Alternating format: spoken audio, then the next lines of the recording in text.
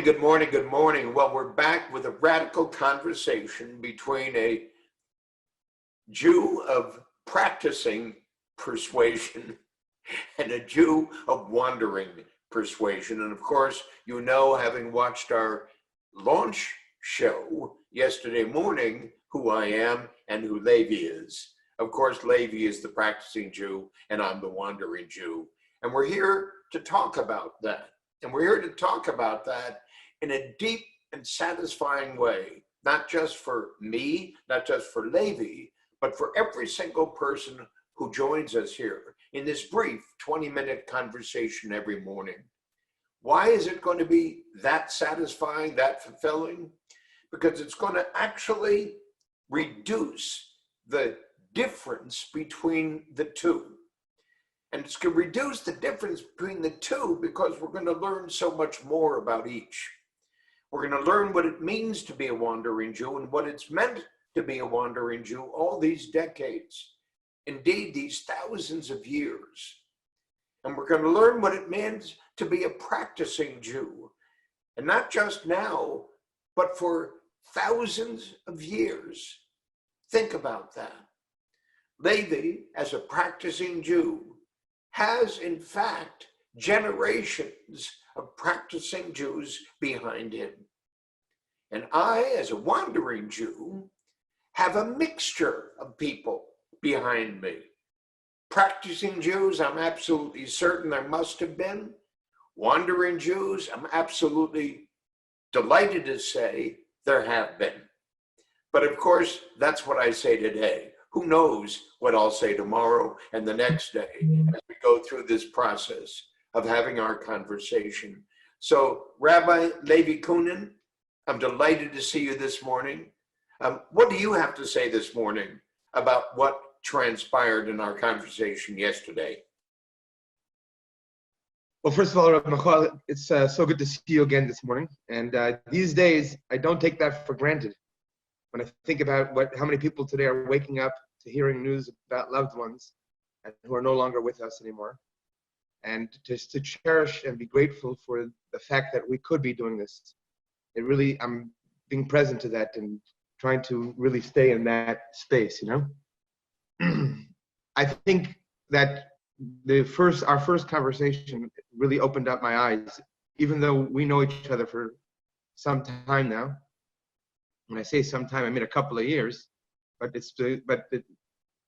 one of the things that it got me more present to is how deep the background of our stories influence the people that we become. And in a certain sense, I grew up as a Chabadnik, which I'm so grateful that we had the leadership and we have the leadership of the Rebbe who guided us to really, truly, not just don't judge another person, but if you really get present to it, you realize how absurd it is to judge your fellow Yid for the level of their practice, your fellow Jew. But yesterday in our conversation, it got deeper to me to realize how deep and ingrained we become at the young age by everything that is influencing us, by the level of what our parents are doing and how they're doing it. And to a certain degree, I got even deeper in my being grateful for having been brought up as a practicing Jew and having had the gifts of a practicing Jew. And I want to add to what you just said, because I also experienced for the very first time, and it's remarkable for me to say that for the very first time. I'm going on 84. How long does it take for something to actually strike you in the way that it did yesterday? And that is the depth of your experience as a practicing Jew, as a Jew who practices being a Jew in a way that a wandering Jew never has. It's astonishing to me, the difference. And I trust that our guests and the folks who will be joining us continuously will discover the ramifications of all that because you shared it so delightfully yesterday. I want to thank you for that. But go on, you were saying what you were saying, and I'd like to hear more of it. You asked me a question this morning, how I'm feeling in lockdown. I responded to you, I don't feel locked down. Don't get me wrong, I am in quarantine, as all of us are. But that answer didn't come from Levi Kunin. That answer came from my Yiddishkeit. The ability to be in a space that could be considered a total lockdown, but yet to choose to see it in a different perspective is Yiddishkeit, is what it means to be a practicing Jew. In other words, it is not just in the fact that we do the rituals of the tefillin and the mezuzahs and all the beautiful mitzvahs, but it's also the way in which we are occurring, the way in which we are observing our reality, our story. And that was something that I thought that I wanted to share with you. You know, I think that I learned that from the teachings of Hasidus. Let me interject just one second, because you introduced a conversation we had off camera. Correct.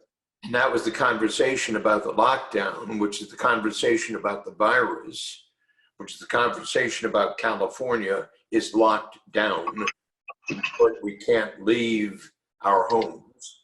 I got a bird in here. 1 second. I got a bird in here. I have to go out. Thank you. It's gone. We're locked down, which means that Levi is locked down in his home with his 9 children.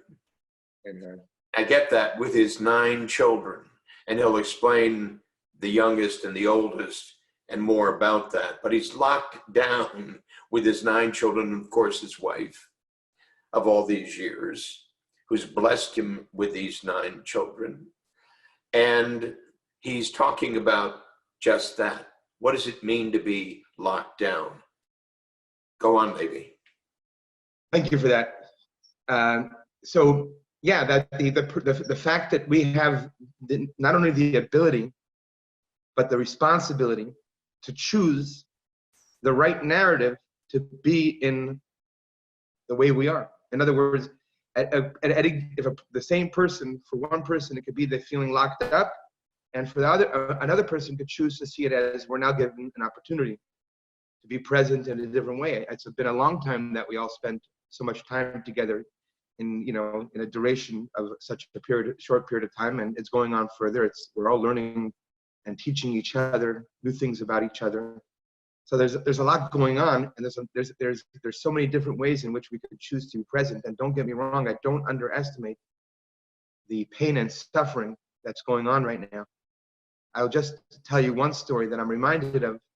True story. A group of Chabad Hasidim were in the Holocaust and ended up in a gas chamber. And they realized what was about to take place, and one of them began to start crying and saying, "Let's do teshuvah. Let's further, the last minutes. Let's do what we have to do for the last minutes of our life." And one of the Hasidim said, "Look, one of the most important components of fulfilling a mitzvah is not just the fulfillment of a mitzvah, but the fact that we're joyful when we're present and when we're doing that mitzvah." So there's an incredible joy that he says, look, the biggest mitzvah that one could do is to completely give their lives to Hashem. He says, we're being taken because we're Jews, because we're people who live as Jews, etc. And that's the only reason why they're taking our lives. Let's be happy. Let's be happy in our last moments. Let's start dancing. Crazy. Let's start dancing. So they began to dance. And the SS, this is in the gas room. And the SS soldier got so freaked out that he opened it up and he let them all go. And we know they're survivors of their children and grandchildren. So I think of that story because what gave them that kind of possibility to suddenly have that idea about being joyful, that is Yiddish. But I hear what you're saying. That's Yiddishkeit. But how does one decide to be happy? Meaning, we wandering Jews, are either sad or happy, miserable or excited. In short, we don't decide in this conversation to be happy. Happiness is derived from how I feel, not how I think. And I know, because I've been engaged in this conversation with you for some time, that literally the mind rules the feelings. And we don't live like that, we wandering Jews. We, all of us sitting out here having this conversation with a practicing Jew, is that you decided to be happy a long time ago.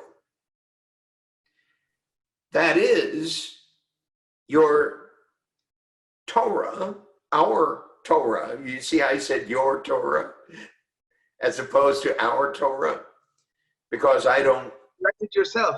I'm not absorbed in Torah. It's never occurred to me that my mind can shape my feelings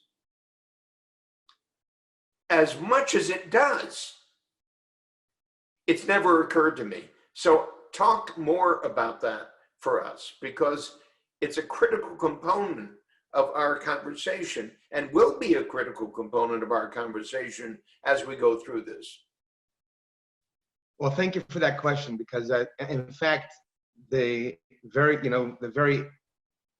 definition of Chabad is an acronym for 3 Hebrew words.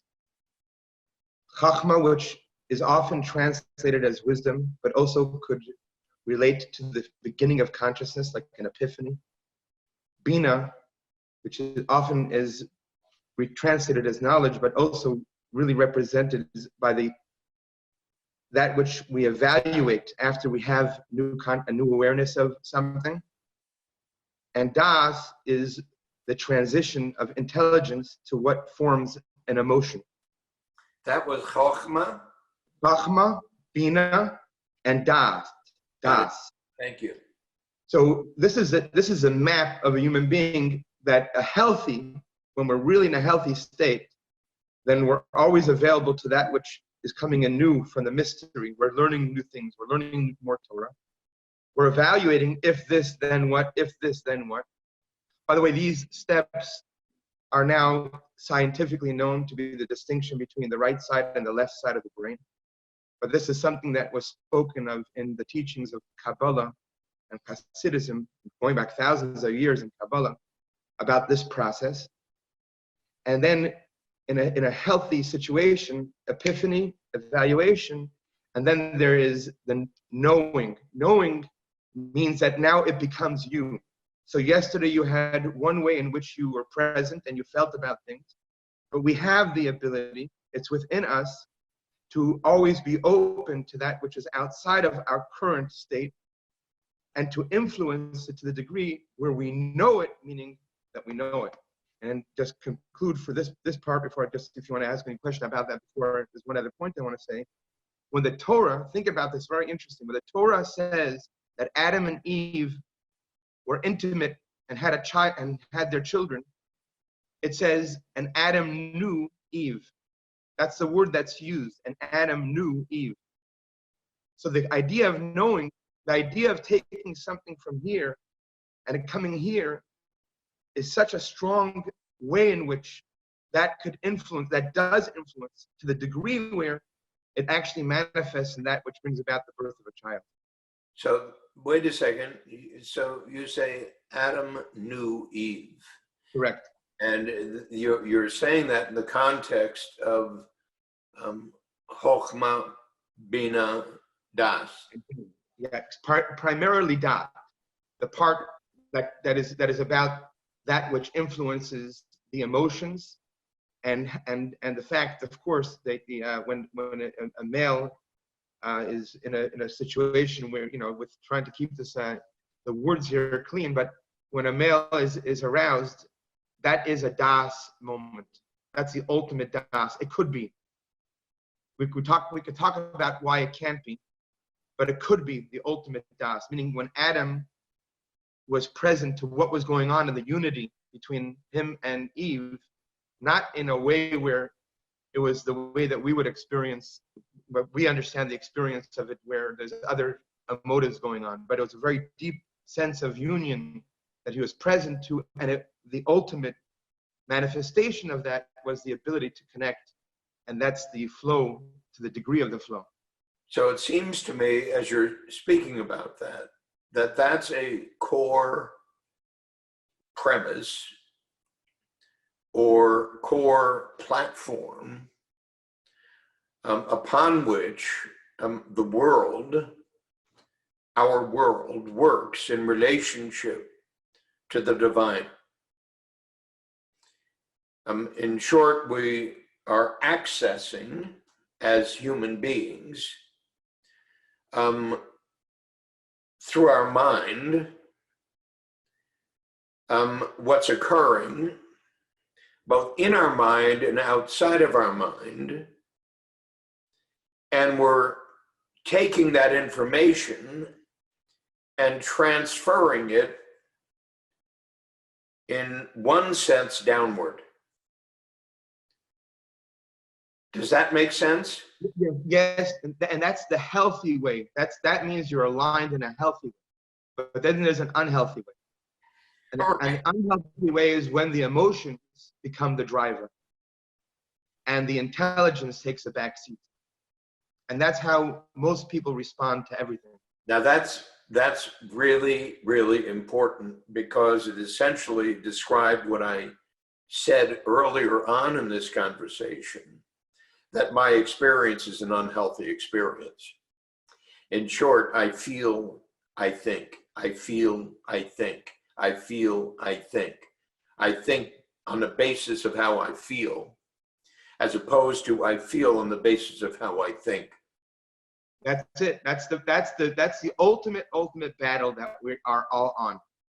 And even people like myself who are aware of this conversation and who are aware of this limitation, etc., and aware of the healthy mind and how it is best embraced when we do it first through being connected to the highest level of intelligence. And what that means, by the way, Chachma, the first of the three stages of consciousness, require as a prerequisite to the true experience of learning something that's outside of us, is to be able to accept with humility that we don't know. And to accept with humility that we don't know what we don't know. And that itself becomes a platform for the possibility of new knowledge. That's the healthy way. That's the learning of the Torah and how it continuously waters our minds and influences us. The unhealthy way, if we don't water that, and again, I say this is for everybody, including myself, as someone that knows this conversation, if I don't have a handle on it, that's the way I'm operating. My emotions are driving my intelligence. So I just say, and because this is only the second time we've done this, I have to say that I'm also looking at the clock, because we have a 20-minute deadline, and I'll say deadline for the end of this conversation. So I want to summarize what just happened. What just happened, and understand everybody who's watching and listening to us, and we're going to have more and more and more and more people do that. What just happened is we just defined the essence of a practicing Jew and a wandering Jew in the way we behave in the world. So it's not absolutely clearly that. It's not that, in fact, all of us as wandering Jews act upon what we feel. It's just that that is primarily the unhealthy substance of feeling versus what happens in the mind. And I'm not going to just call it thinking, because it's something more than thinking. And this is the start of that conversation. So Levi, it's now 20 minutes, meaning we're done. Can you believe that? Please, Wow. let's cut this off and say goodbye. All right, goodbye. Have a great day. Make it a great day. And because this is playing on a Friday, I want to wish everybody a Shabbat Shalom. And if you're watching this, light Shabbat candles. Find out. Look at FridayLight.org to find out the information. Look up what the Shabbat Wizard to get information on that. Bring some of this juice in your life. You'll be so happy for it. Thank you, Levi. It's been a pleasure. I'll see you again. I'll see you again, but not tomorrow, the following day. There you go. Okay. Bye-bye.